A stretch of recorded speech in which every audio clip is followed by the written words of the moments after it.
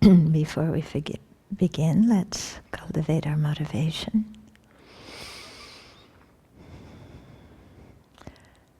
And the Abbey, we have very clear nighttime skies, and you can look out and see so many stars, so many solar systems.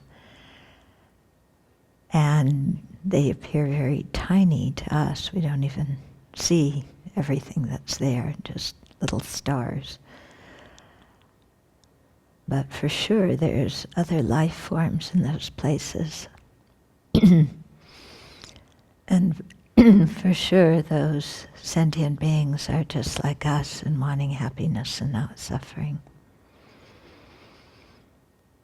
So when you look into the nighttime sky and see all the stars, let your heart expand and go out to all of them. With a mind that understands them and understands something incredibly important about each and every living being, no matter who they are or what life form they are. And that's that in their heart of being, they're just doing their best to have happiness and protect themselves from suffering. And when you can look into everybody's heart and see that, then there's a feeling of affinity, connection that arises with each living being. And together with that feeling of affinity, there's an attitude of kindness, compassion, wishing them well in the same way that we wish ourselves well.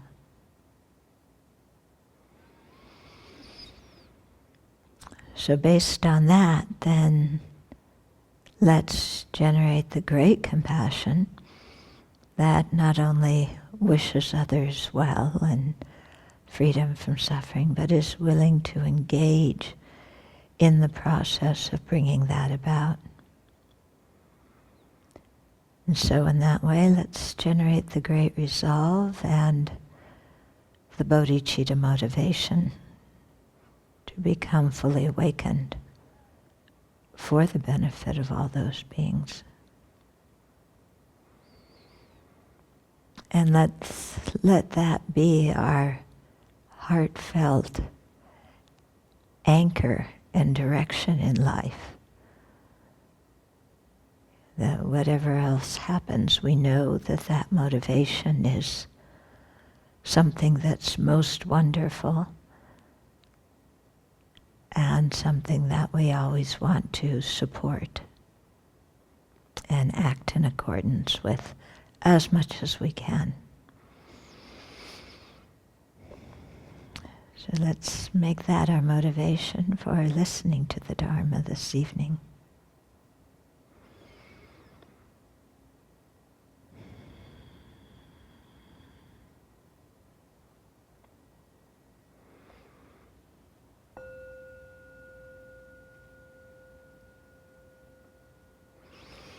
So we started one of the shorter Lamrim texts called the Gomchen Lamrim, the Great Meditation on the Stages of the Path to Awakening. And we're on the section now about how to organize and set up a meditation session. So we covered already the posture, sitting cross-legged, or if you can't do that, on a bench. If you can't do that, on a chair. And then the hands, the right on the left, the thumbs touching. This is in the lap. The back straight, the head level, the eyes a wee bit open, but not looking at anything in particular, just kind of down here, letting some light in so that we don't get tired or groggy. Yeah.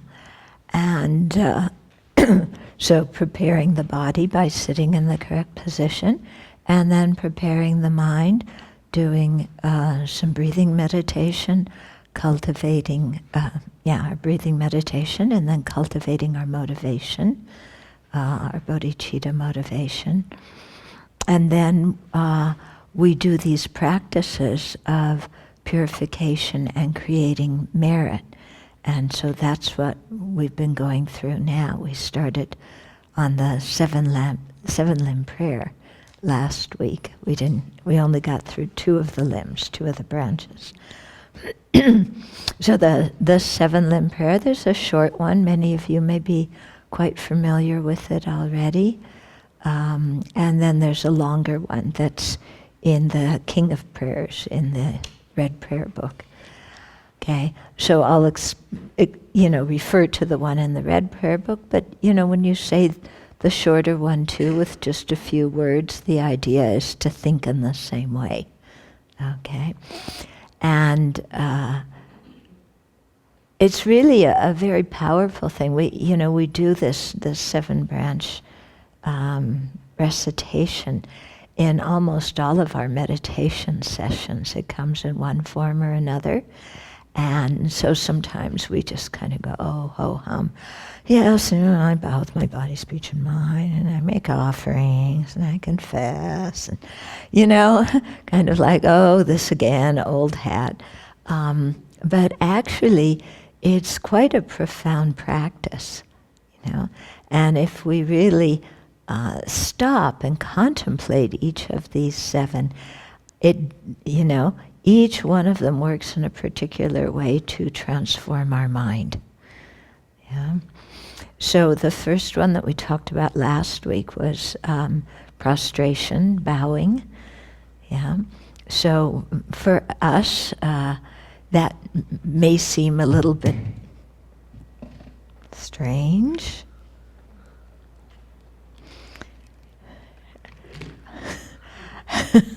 Yeah, it may seem strange to bow. I know when I was trekking in Nepal before I became a Buddhist, we went to one Buddhist monastery, and I don't know why, I was with 3 other people, but they took me into the abbot's room, and I promptly ignored him and looked at all the beautiful artwork on the walls.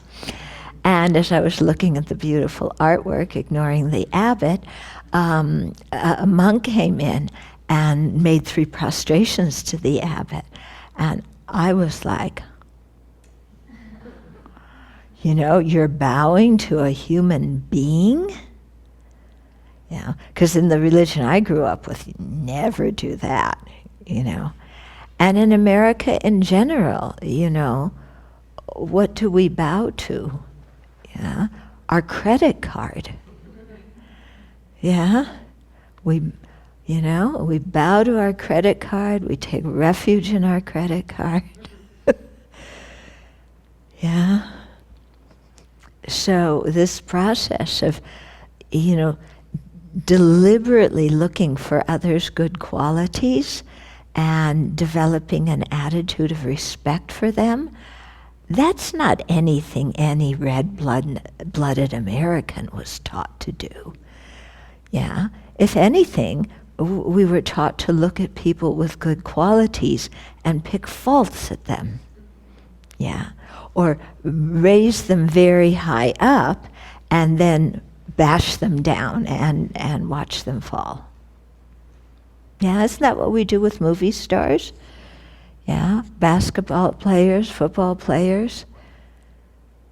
Yeah, we love doing this as Americans. Politicians, bankers, we build them up and then we just love tearing them down. So the attitude that we're creating when we're doing prostrations is very different, because we're really trying to see others' good qualities, knowing that it opens up the path for us to generate those same good qualities. And to do this without a sense of having to compete with somebody who has good qualities. Usually we try and compete, don't we? Yeah, find some way in which I'm better than the person who has good qualities. Yeah, they may have a lot of good qualities, but I do one thing better, and that's what I focus on, because we compete, we're jealous. Okay, so really, doing this thing of prostrations and training ourselves to notice others' good qualities is a wonderful practice for, developing more humility. Yeah, which don't you think we could use some of? If not individually, then certainly as a country we could, it might help us to develop some humility. Yeah, and when we see others' good qualities, also our mind naturally feels happy. Whereas when we just focus on tearing other people down, then we don't feel very happy at all. Yeah. And then the second limb was offering. And so this is making offerings to the Buddha, Dharma, and Sangha. Now, and as I explained last week, the Buddha, Dharma, and Sangha don't need those things. Yeah, 2 pears and 2 bananas. Wow. Practice the path for 3 countless great eons, and you get 7 bowls of water, 2 pears, and 2 bananas. Yeah? So clearly, if, you were a Buddha kind of grasping onto these things, you would probably complain a little bit. But from the side of the Buddha, the Buddha doesn't need this, but we need to learn how to be generous.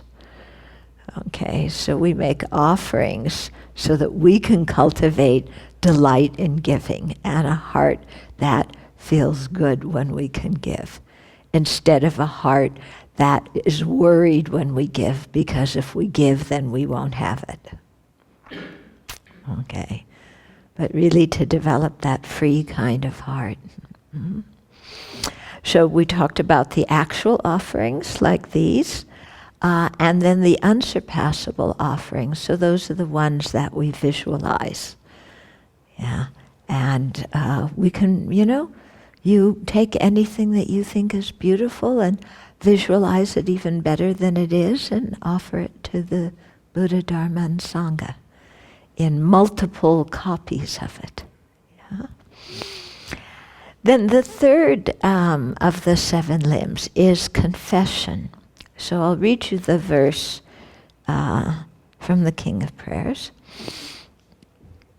Every harmful action I have done with my body, speech, and mind, overwhelmed by attachment, anger, and confusion, all these I openly lay bare before you. So Sunday night, when we do the posada, the bi-monthly, the twice a month, or fortnightly, I should say, confession and restoration of precepts that the Sangha does, then you're invited to come into the hall and chant this verse with us. So confession, actually, we say confession, the Tibetan word actually means to split open. Okay? So often when we do things that we don't feel so good about doing, we cover them up, don't we? We conceal them. We rationalize them, justify them, deny them. Yeah.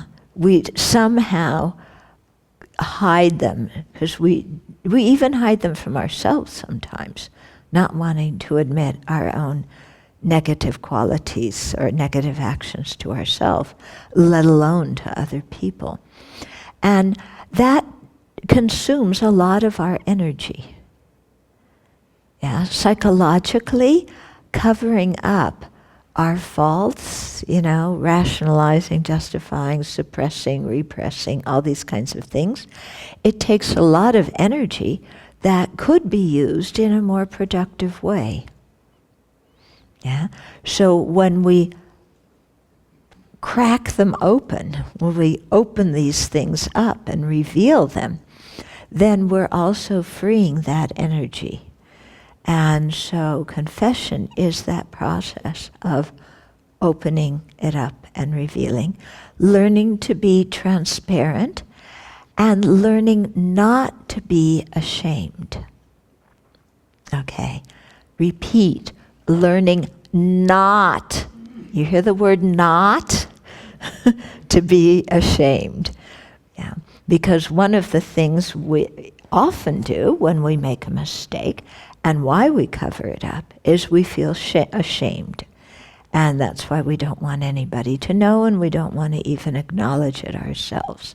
And that's not so healthy psychologically or spiritually. When we can reveal it without feeling ashamed, then it doesn't have the same power over us, does it? Because we aren't trying to protect our reputation. We aren't trying to make ourselves look better than we are. We're just okay with being transparent, knowing that we are not our actions, so we can admit, inappropriate or detrimental actions, purify them, and then get on with things. Yeah, that these deeds we did are not cast in concrete, that we have to carry around with us, and be ashamed of our whole life and hide from other people. But we can reveal them, and sometimes when we do that, we can even laugh at them. Yeah, because some of the things we do are pretty stupid. Yeah? When you think of negative actions you did as a teenager, yeah? Do some of them seem rather hilarious now? What you did? You look very serious. Yeah. When I think of things I did as a teenager, nasty things to put somebody else down or to create a clique and put myself up, and I was horrible. Oh my goodness. In my freshman year of high school, I was reading Ayn Rand. So already, it's going south. So I was reading Ayn Rand. I thought Ayn Rand was great because I was part of the people who were doing well, So I got very, very arrogant, and I decided that my geography teacher was the incarnation of every lazy, ignorant bum who was leeching off of society. So this poor man, I was terrible to him. I went into the counselor's office, I criticized him, I refused to go to his class anymore. Refused, because I was too good to go to his class.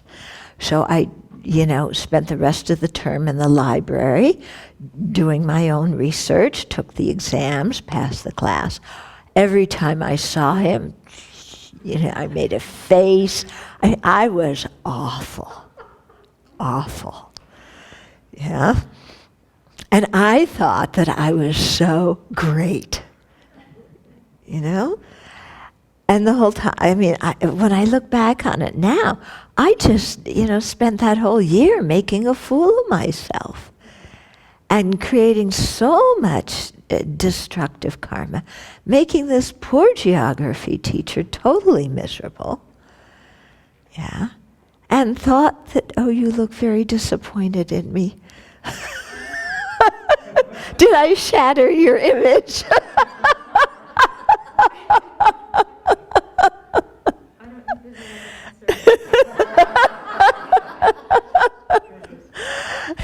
Yeah, but I look at it, what I did now, look back on it now, and it's like, I was really too much. It's funny what I did, because my mind was thinking completely upside down way.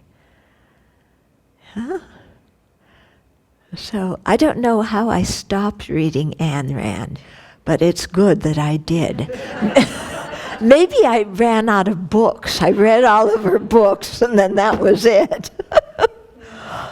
Goodness gracious. So, okay. So, if we can look back on some of our negativities and laugh at them, I think that's very helpful.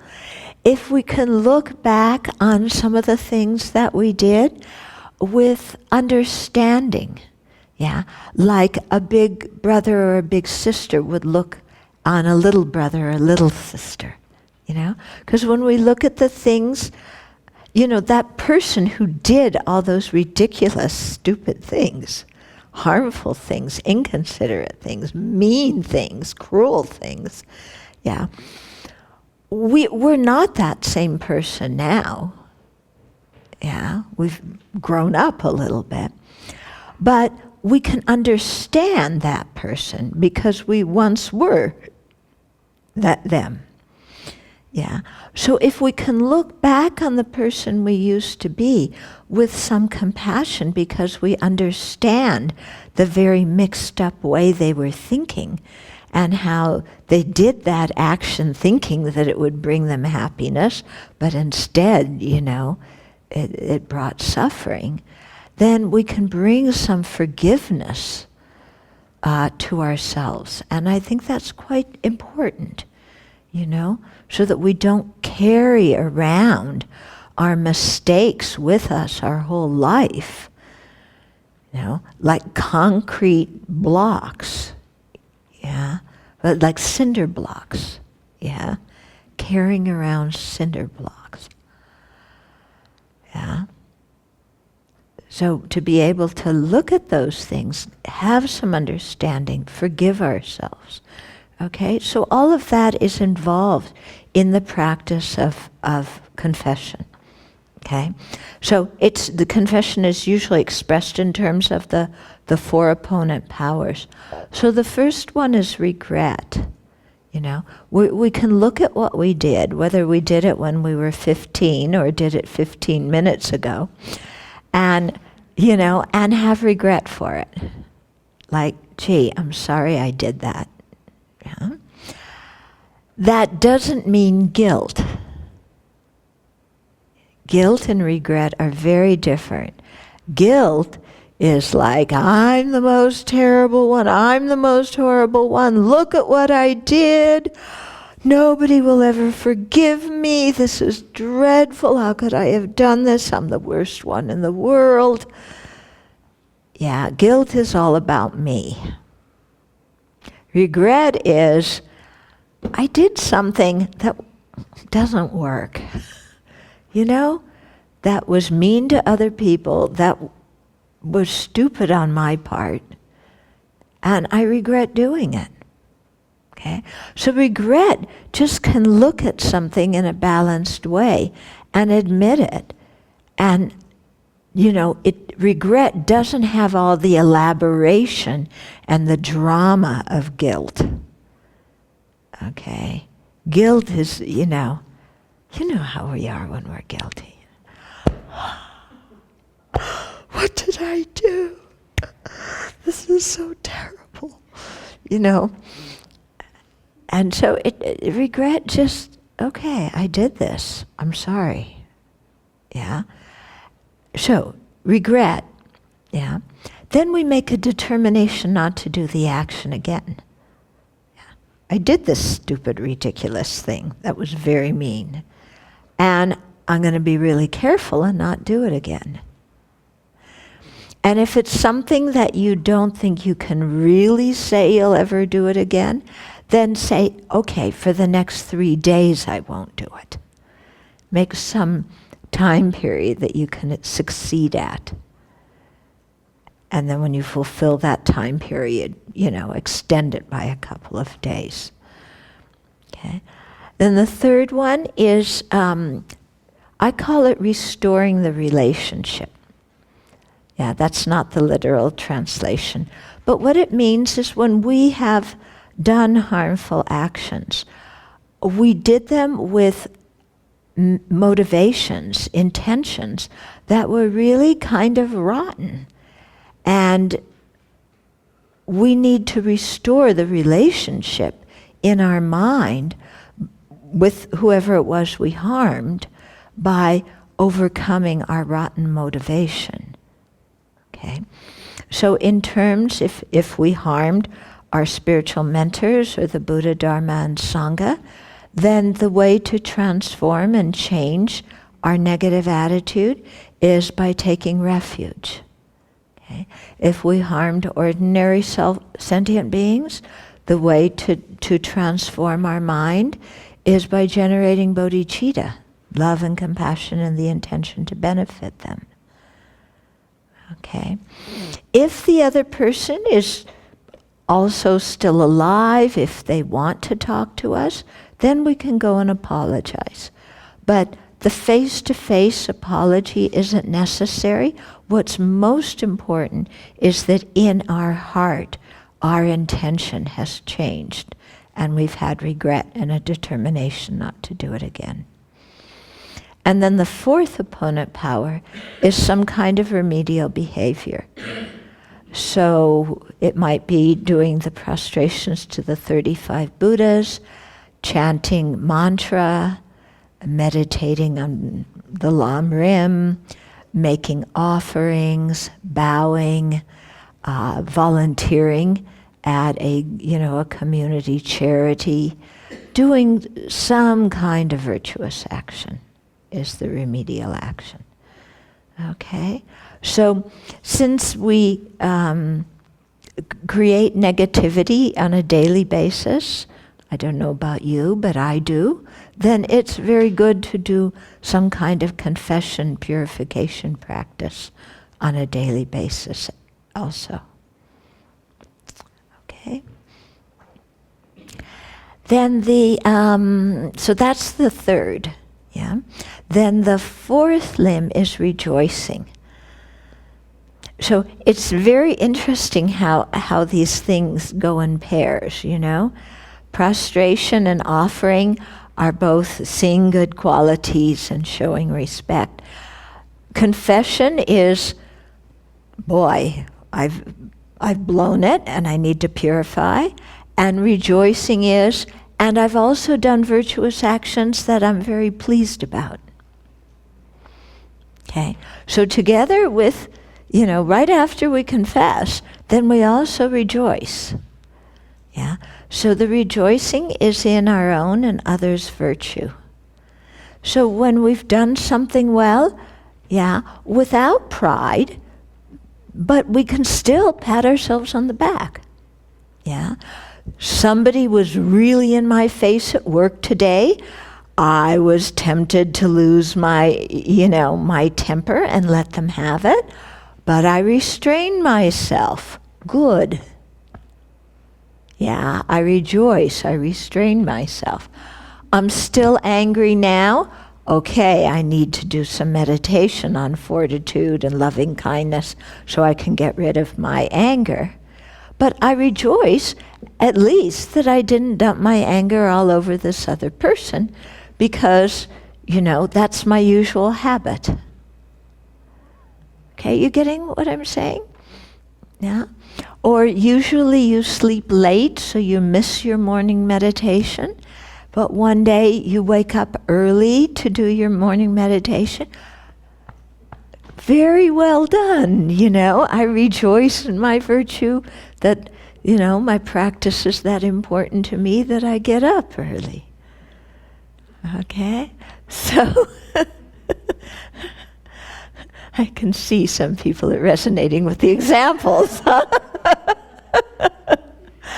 Yeah, but really rejoicing at our virtue, even if it's something small, I gave a granola bar to somebody on the street who was hungry.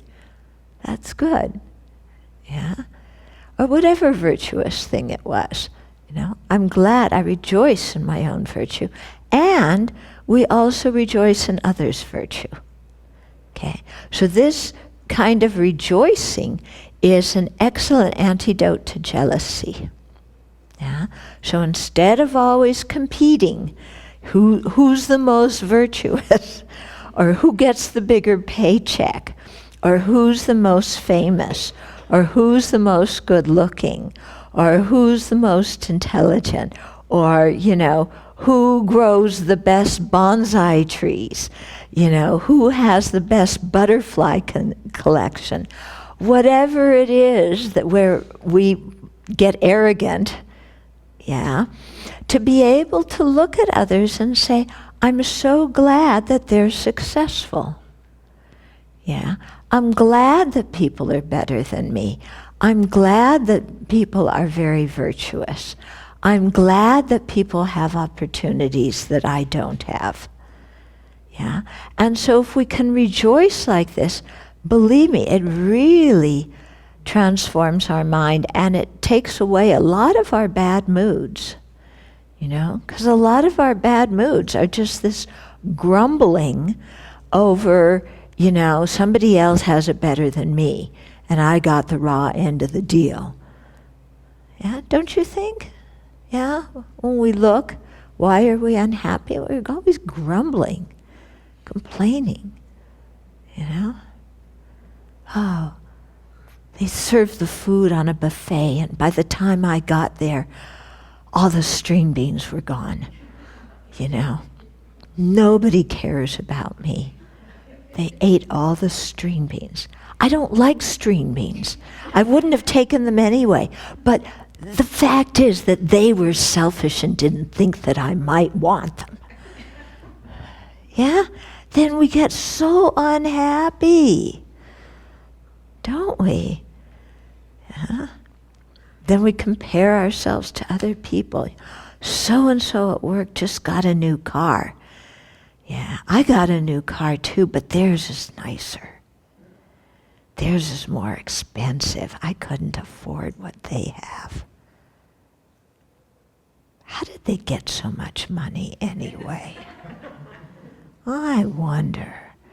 And then we go off making stories about, well, I wonder what other kind of deals they're working in, based on no information at all, but just as a way to grumble. Okay? So this one of rejoicing is completely the opposite. I'm glad they have that opportunity. I'm glad they have that skill. I'm glad that they create so much virtue.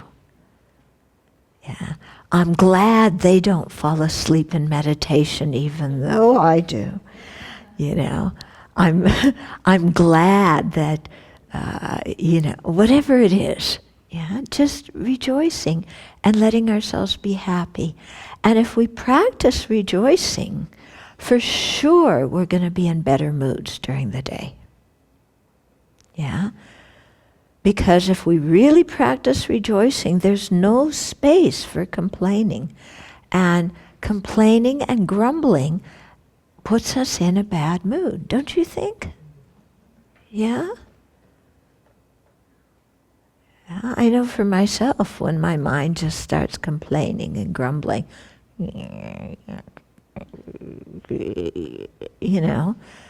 just everything is bad then. Even the weather, it's this gorgeous day, but, it's too hot out. It was 88 today. It should have been 85.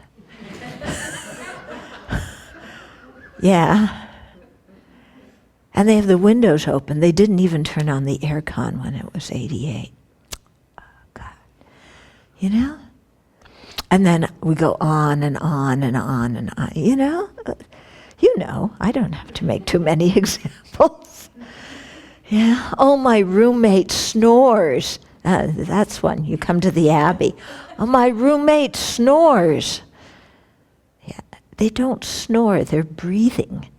Do you want to stop them breathing? You can't tolerate the fact that they're breathing? That is painful to you? Just make a little noise yourself, they'll roll over and they'll stop snoring and it'll be okay. Anyway, we put the snorers in different rooms. So maybe it's you that's snoring that woke yourself up.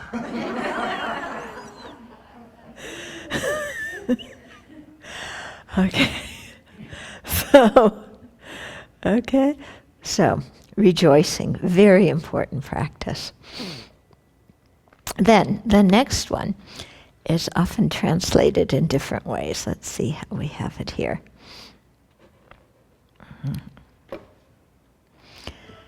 Okay. So, I didn't read the rejoicing verse. Okay. So the rejoicing verse says, I lift up my heart and rejoice in all merit of the Buddhas and Bodhisattvas in 10 directions, of solitary realizers, hearers still training, and those beyond, and of all ordinary beings. So especially when you think of the merit of the holy beings, then your mind can get really happy. Yeah, wow, there's all these holy beings doing these amazing virtuous activities to benefit others throughout the universe. This is fantastic. Yeah. Okay. So they say that when we rejoice at the virtues of somebody who's kind of equal to us, then we create as much virtue in rejoicing as they did by doing the action. If we rejoice in the virtues of the Buddhas and Bodhisattvas, people who are spiritually more realized than us, then we create a fraction of their virtue. And if we rejoice at the virtuous actions of people who aren't as advanced as us, we create more virtue. So they say that rejoicing is the lazy person's way to create good karma. Because all you have to do is sit there and have positive thoughts about everybody else and all the good things they're doing. That's all you have to do. You don't even have to move a muscle. Okay? But it makes your mind very happy, and it creates a tremendous amount of merit. Yeah. Okay, then the next one, sometimes this one here they translated it as requesting, and this is requesting that the Dharma wheel be turned. In other words, that we, the Buddhas and our teachers teach the Dharma. So the verse here is, you are the bright lights of worlds in 10 directions, who have attained a Buddha's omniscience through the stages of awakening. All of you who are my guides, please turn the supreme wheel of Dharma. Okay? So this is requesting teachings. Yeah? And it's very important for us to request teachings. Very important. Because it's through requesting teachings that we express our sincerity, our earnestness, our dedication to the path. Okay? It's through requesting teachings. And actually, somebody is not supposed to teach unless they are requested 3 times. Yeah? So we have to put ourselves out there to make the requests. Yeah, this is really very important for our practice. Nowadays, we often take the teachings for granted. Yeah? And it's like, well, here there's teachings. There's teachings at the center Tuesday, Wednesday, Thursday. Okay, I don't go today, I'll go tomorrow. Not very important anyway. Yeah, I don't go this week, I'll go some other week. Yeah, oh, they're having a retreat. Yeah, it'd be good I go, but, I really want to sleep in this weekend. I'm just exhausted. Yeah? And so we really start taking the Dharma for granted, thinking it's always going to be there, the teachers are always going to be there. If you're going to a Dharma center that's across town, I have to drive a half an hour to go there. It's too long to drive a half an hour. I'll stay at home. Anyway, they stream them. So, I can watch the teachings when they're streamed, sit in my nice, comfy, big chair, put my feet up, have a beer. Yeah, the teacher doesn't see that I'm drinking. They don't know anything about what I'm doing. Put my feet up, have a beer, have some cookies, read the newspaper when they're talking about something that's not so interesting, like right now. And then when they say something funny, then putting down the newspaper and listening a little bit. Yeah, so we really come to take the teachings for granted. Yeah, and that's not a good mental state, because if we have that attitude, then we miss out on the teachings. And it's not like we're going to live forever, and it's not like our teachers are going to live forever. Yeah, so it's really important to take advantage of the teachings while we have the opportunity. When I first started out, I met the Dharma in the U.S.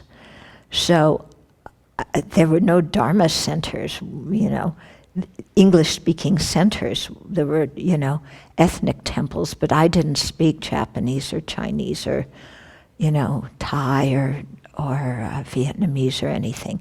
So when I met the Dharma, there was really very little that I could go to in the States.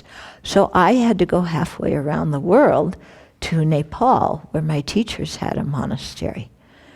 So when people tell me that they can't drive a half an hour to the teachings, I don't have very much sympathy. Yeah? Because I had to pick up and go halfway around the world, and eat different food in a different climate and have visa problems. And do you know how much I suffered? I walked 10 miles in the snow to get Dharma teachings. Well, not really, but yeah. But I've really discovered through the years that when we have to put ourselves out and undergo a little bit of hardship to hear the Dharma, it helps our practice. Yeah. When everything is so easy for us that all we do is snap, snap, then it doesn't mean as much to us. Yeah. So, I went halfway around the world to Nepal. I stayed in the monastery. I was a lay person at that time. And then, of course, the Nepali government kicked us all out. They didn't want foreigners, having their visas more than a certain number of months. So then I had to go into India. And anyway, after some years, I wound up getting sent to Italy. And in Italy, I was put in charge of the spiritual program, but there was no teacher. Yeah. And I was there, I was a baby nun. I had only been ordained maybe 2 years.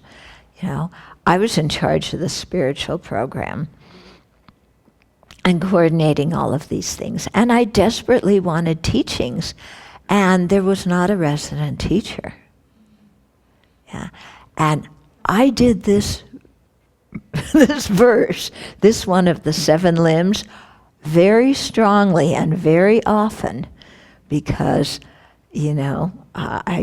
I needed the teaching so badly, and it was it was very difficult to get them. Yeah. Okay. So also when we do that verse of requesting teachings, it's nice to visualize a very beautiful Dharma wheel and then offer that to the merit field, to the Buddhas and Bodhisattvas. Then the next one is supplication. This is number 6. In some versions of the prayer, 5 and 6 are reversed. Yeah, so you just have to pay attention. So this one, supplication, is asking the Buddhas to remain and teach the Dharma, and asking our teachers to have long life and to continue to teach us. So it says, with palms together, I earnestly request you who may actualize parinirvana, please stay with us for eons numberless as atoms of the world, for the happiness and well-being of all wanderers in samsara. Yeah, so we're requesting the Buddha, instead of going into parinirvana and deep meditation on the nature of reality forever, please continue to manifest in our world. Because if we don't have manifestations of the Buddha in our world, we're going to be in big trouble. Yeah? And so we sincerely make that request. And at the time we make that request, we imagine a double dorje. There's no double dorje here. There's one on the other seat.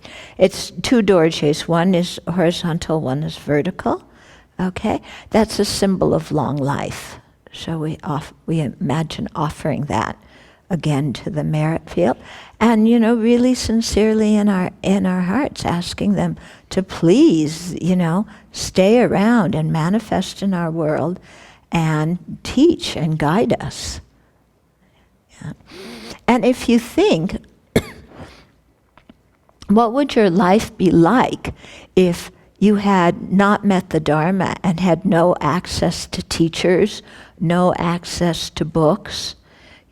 If the Dharma wasn't present in your life at all because there were no manifestations of it, what would your life be like? It's not like we're going to know the Dharma path ourselves and it's going to appear like magic in our mind. We need to learn how to discriminate, virtue from non-virtue. We need to hear teachings and have guidance.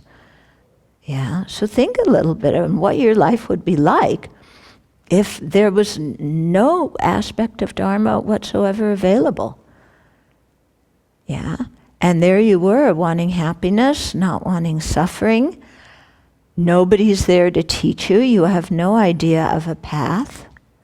You're floundering around. I mean, horrible, really horrible. Yeah, I think that kind of situation is much worse than like having kidney disease or cancer or anything like that. Yeah, much worse. And, so when we think about that, then we really see the value and importance of the Dharma. And then when we do the request verse and the supplication verse, our heart is in it, and we know why we're doing it, and we really mean it. Okay? And then the seventh verse is the dedication.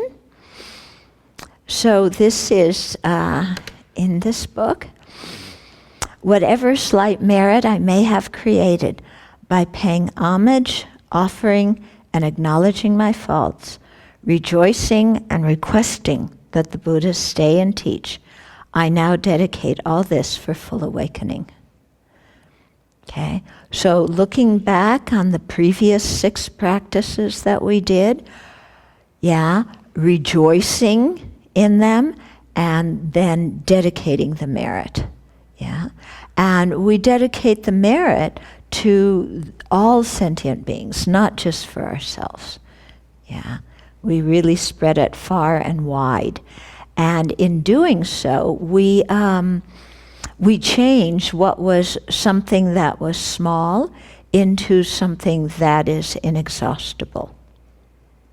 Yeah, because we're sharing it. It's also a practice of generosity.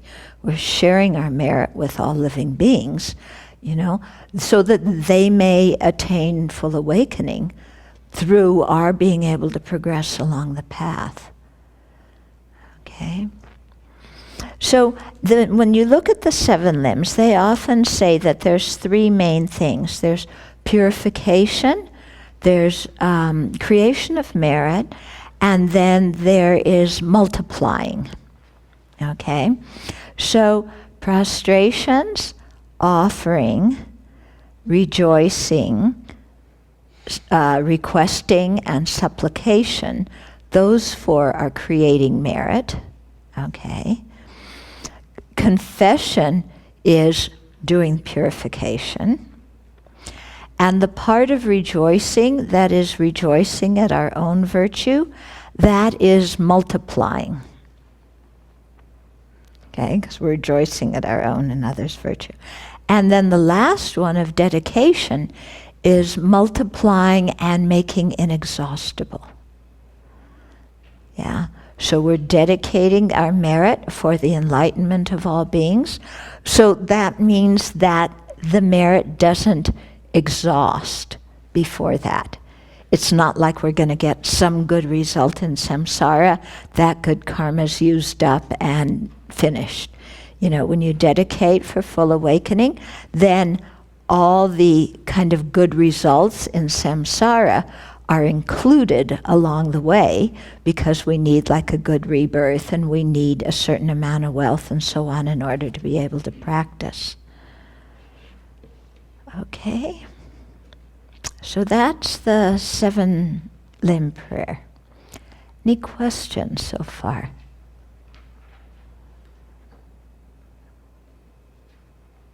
Anything? There was a question from last week. Mm-hmm. Someone asked, you talked about how you dissolve the refuge into yourself and then visualize the merit field. Mm-hmm. And they were asking at which part of the sadhana you do that. Okay. You take refuge and generate bodhicitta and do the 4 measurables. And if there's a verse for special bodhicitta, then you do that too. And then you dissolve the refuge visualization. All the figures dissolve into the Buddha and the Buddha dissolves into you. And then after that, you generate the merit field in the space in front, and you do the 7-limb prayer and mandala and so forth. Okay. Anything else? Okay, so we'll continue then. So then, to continue on in the Gomchen Lamrim, it says the mandala offering comes next. Then request your desired goals, that all forms of correct thinking, veneration for the masters and so on may arise in your mind, and that external and internal obstacles may be appeased, and so forth. With intense aspiration, be sure to request again and again. Okay, so after we do the 7 limbs, then we do the mandala offering, which is also a practice of creating merit. It's also a practice of creating merit. And here, mandala means our universe. And so we imagine our universe and offer it together with all the beautiful things in it to all the Buddhas and Bodhisattvas in the space in front of us. Okay, so the usual prayer that the verses that we chant for the long mandala, then it describes all the different things in the universe that we're offering. And this is according to the ancient Indian cosmology. Okay, we usually do the short mandala. Tomorrow, when we request teachings from Geshe-la, we'll be doing the short mandala. So we still visualize the same thing, but we don't do all the chanting of mentioning all the things in the mandala. A friend of mine wrote a book, which I can't remember the name of, but he wrote a different kind of mandala offering, one that accords with like how we practice. The idea is that we think of the universe and everything beautiful in it, and then without any sense of loss, without any sense of miserliness, we offer it to the Buddha, Dharma, and Sangha. And so we think of things that are very beautiful. You can do it according to the old cosmology, because the different things you offer have symbolism that it's nice to think about. Or you can just think of the things that you find very beautiful, but you make them even better and more beautiful and without any kind of faults and unlimited, and you fill the whole sky with them. So and it's very good to do if you're really craving for something. Instead of sitting there and just craving, I want this, I want this, I want this, you just put it all out there, You're sitting there craving for a motorcycle. You want a new motorcycle, okay? Who would want that? I don't know, but somebody, I'm sure, because they sell a lot of motorcycles. So you devise these incredible, beautiful, far-out motorcycles that never break, that are really shiny, that is the exact color you want, that run without having to pollute the universe, and you don't have to pay for gas.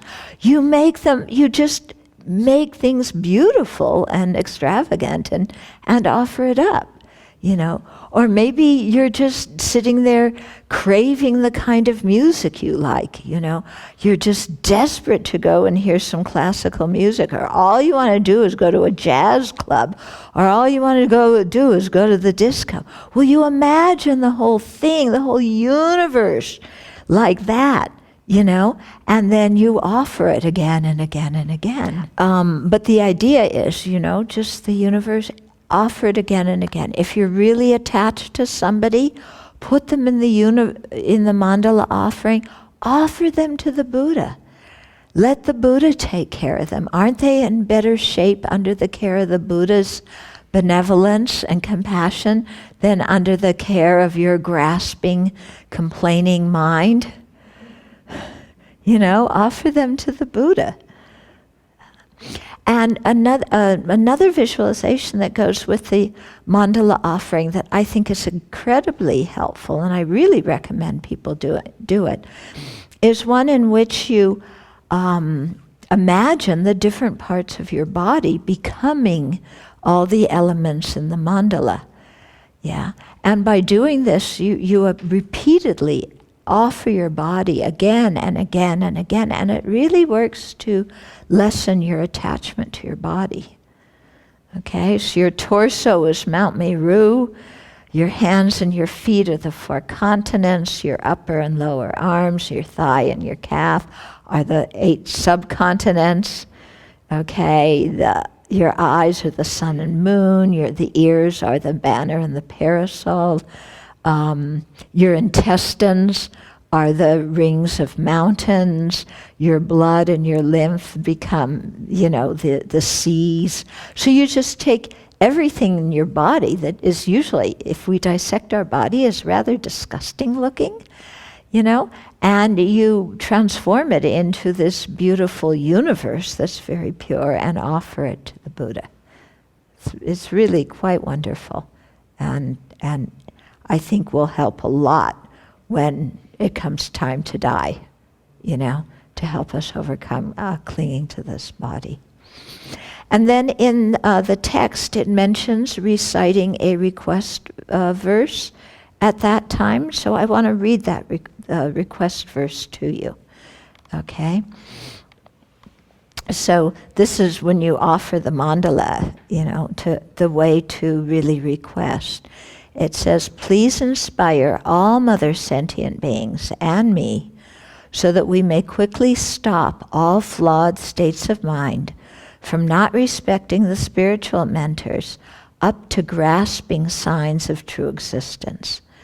Please inspire us to generate all flawless states of mind from respecting our spiritual mentors up to knowing the reality of selflessness.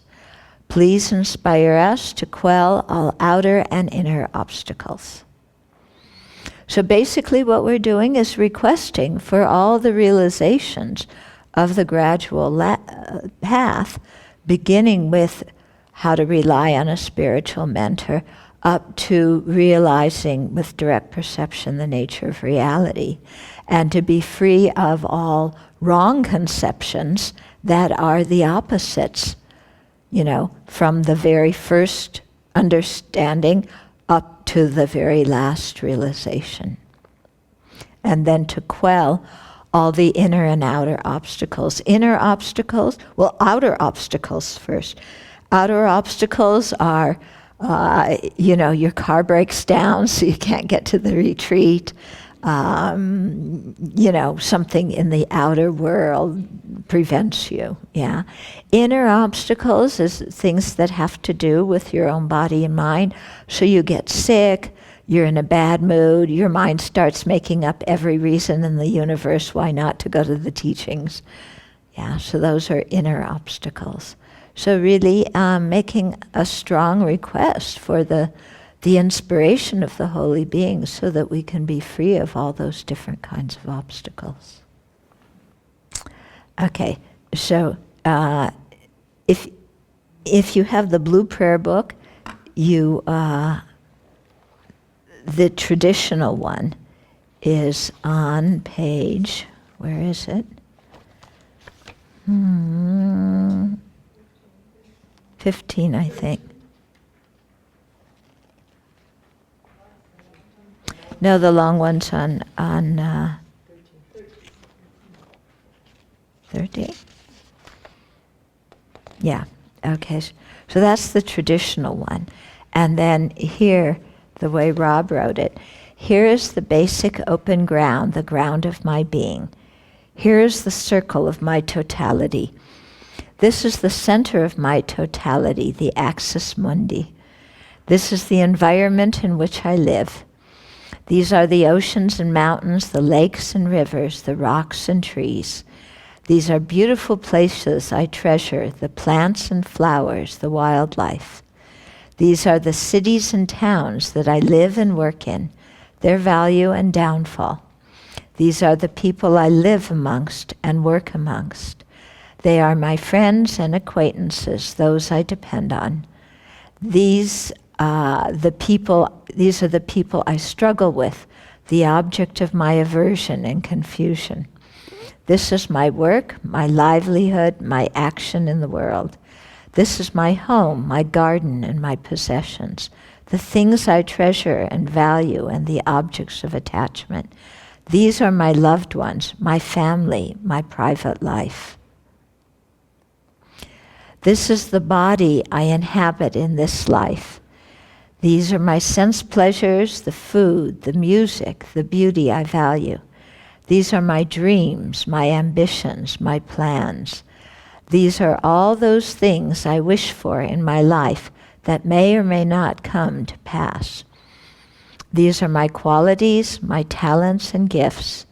This is the knowledge and learning I have gained in my life. These are my habits, my emotional problems, my wounds.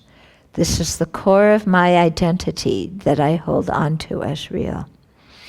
This is the spiritual journey I am on. These are the qualities and realizations I aspire to. These are the obstacles and difficulties of the path. These are the essential ingredients of my enlightenment. This is the treasure of my Buddha potential. This symbolizes my enlightenment, my victory over the confusion and suffering of myself and all sentient beings. I offer this mandala of my essential totality and surrender my being to all the Buddhas for the welfare of all sentient beings. Please bestow your blessings. And then the short mandala. All these objects of my mind's three poisons, coveted, friend, foe, stranger, body, wealth, worldly pleasures, without a feeling of loss, I surrender. Receive them, please, and free me and all beings from their bondage. Om idam guru atnamandala lakam niryatayami. Yeah? It's nice, isn't it? Yeah? It makes it really personal. Yeah? So the traditional ones, when you're offering, the precious wheel, jewel, queen, minister, elephant, horse, general and the great treasure vase, these kinds of things, they all have different symbolisms, you know. So it's nice to offer those and think of the symbolisms. But this kind of thing makes it, really, isn't it? It's like I'm giving up everything, you know, and I'm stopping hanging on to, you know, this is me, I, my, and mine that I'm going to hang on to and protect, because otherwise somebody's going to take it away from me or prevent me from having it or something like that. So it's just a completely full, open, big mind of giving. Yeah, because we're giving the whole universe. Okay. So, any other questions? Yeah. I was thinking, going back to what you were saying earlier, in prayer about the confession part, how difficult it must be sometimes for people to do that confessing part when they look at some of the devastating things they've done in the past. And to do that without having a framework, I was thinking like in the 12-step program, there's a very clear progression of when you actually do that. And I was thinking about, you work a lot with prisoners and that, and how you encounter their approach. I guess they're building a framework within which to, spiritual framework, in which to hold how they look at the fact that they've murdered, raped, or comment a little bit on your prison. Okay, on my work with prisoners in terms of the confession, I find that usually by the time somebody thinks to write to a Buddhist nun, that they've given some serious consideration to what landed them in prison. Yeah. Now, some people who work with inmates never ask. They say, it's none of my business, and I don't want to see that person through the lens of what their crime was. I always ask, yeah, because I think it's really important for people to be able to say up front what they did, and then sometimes I come back with questions.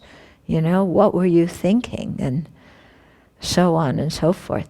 And sometimes if I sense that somebody is not really owning up to the full responsibility of what they did, I'll hammer on them.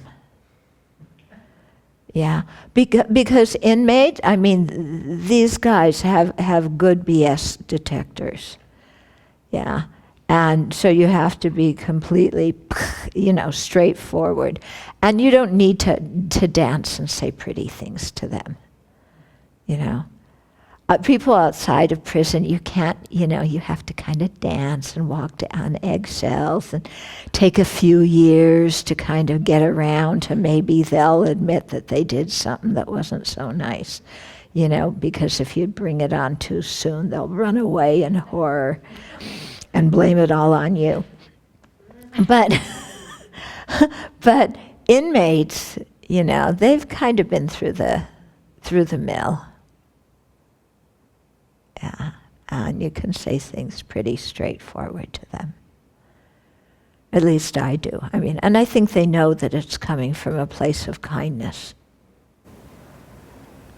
I was thinking that it's different writing than being there. Because if you're with a group, you can't really discuss their crimes. Oh yeah, in a group situation you wouldn't do that. Yeah. Safe. Yeah. Yeah. Yeah. Although, some of the guys write me, and I write to a number of people who are sexual offenders. Somehow that's just people who write to me. And, one of them tells me that, in his groups, his sexual offenders group, they really encourage them to completely open up. And he's decided to do that. And so everybody knows, what he's done. But it's true what you're saying in other kinds of groups. In the prison, it's not always safe for them to know what to tell other people what they've done. And it really isn't necessarily appropriate to talk about it inside, in the group, without asking everybody's permission. But when you're corresponding, then it's a very different ballgame. Yeah. Hmm? Yeah, I think so too. Mm-hmm. Mm-hmm. Last week, someone asked if you can confess in your own mind to the Buddha instead of to a human being. Yes, sure, of course. Why not? Yeah. So there isn't anything that you have to go tell a human being. Because what we're talking about here, I mean, the 7-limb prayer, it's the visualized Buddha and Bodhisattvas in front of you. Yeah, so you're confessing right there to them. But think of them as living beings. Yeah. Don't just think, well, I'm saying these things, but nobody's really hearing them because it's just a visualization. Yeah. Really kind of in your mind, bring it out. And I think, if we can relate to the Buddha as the person who is our best friend, who we can trust, who's never going to turn against us and criticize us. Yeah, I think it's very important to see the Buddha in that way. Yeah, sometimes we take the Judaic-Christian image of, God, maybe sometimes a wrathful God, and we project that onto the Buddha, and we think, oh my goodness, if I do confession to the Buddha, Buddha's going to go, I smite thee, and give you pestilence and fire and da-da-da-da-da. No, Buddha's not going to do anything like that. Yeah, I mean, Buddha's seen it all. There's nothing we can say that's going to shock the Buddha. Yeah? So in our meditation, we can just relate to the Buddha as our best friend who we can say absolutely everything to and who will understand, and have compassion for us. So we don't need to worry about being judged. We don't need to keep secrets because we're ashamed or, fearful. We can just lay it all out. And it's really very helpful, to think of the Buddhas and Bodhisattvas really like, even better than your best friend in terms of what you can reveal. I mean, you look at the Buddha, or you look at Chenrezig, do they look like they're going to, get furious at you? And Buddhas don't send anybody to hell either. Yeah, because Buddhas aren't controllers or creators or managers of the universe. They're simply describing the path that they themselves practiced. Yeah, and they have no ego benefit from helping us at all. So we can just trust their compassion. So, when we take refuge in the Buddha, Dharma, Sangha, this is how we should think. I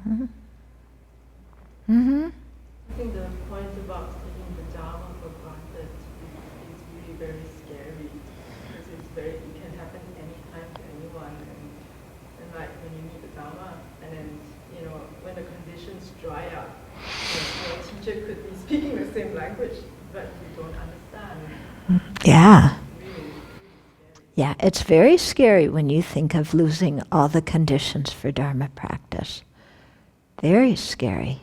Yeah, and then you really see why it's important to request teachings, to request that the Buddhas manifest. Yeah, and to not just request and then not go. Yeah, but to request and put out our energy to go and to help and volunteer to make so that the teachings are made available to more and more and more people. Yeah.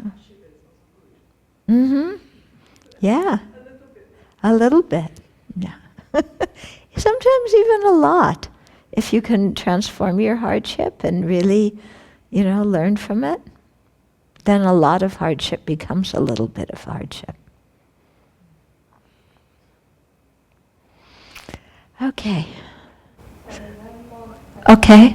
Someone asked about how is it that we harm the Buddhas, because when we do our confession prayer. Oh, so how is it we harm the Buddhas? If people make offerings on the altar and we just, I see this, yeah? You come into the temple, you make offerings, you bring all this delicious food, you put it on the altar, and then exactly after lunchtime, that's the time you need to take the offerings off the altar. So you take the offerings off the altar and you eat them yourself, and then you never really had offered them. Yeah, you were just putting them there for a couple of hours until you could eat them. Okay, I'm exaggerating a bit, but you get my idea. So actually stealing from the Buddha, Dharma, and Sangha, taking the offerings, if there's a donation box, where people have made monetary offerings or people put jewelry on the statues, you steal those. Taking the property of the Sangha community, is very heavy negative karma. Deliberately damaging Dharma books, criticizing the Buddha, Dharma, Sangha, all these kinds of things, yeah. Selling the holy objects to make money, yeah. So,